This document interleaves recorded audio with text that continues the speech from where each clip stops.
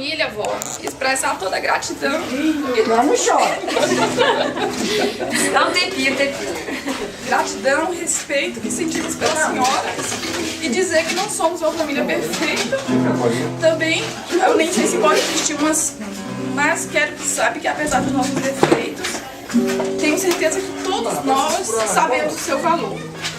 Hoje, nos meus 80 anos, pode contar com todos nós, de alguma forma, e a senhora sabe disso.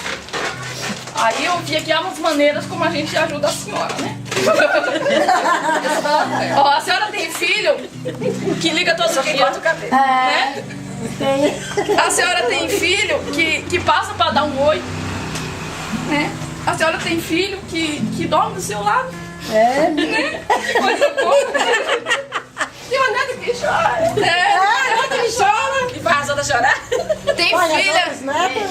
que manda uma graninha boa, né? É mesmo. Tem a que liga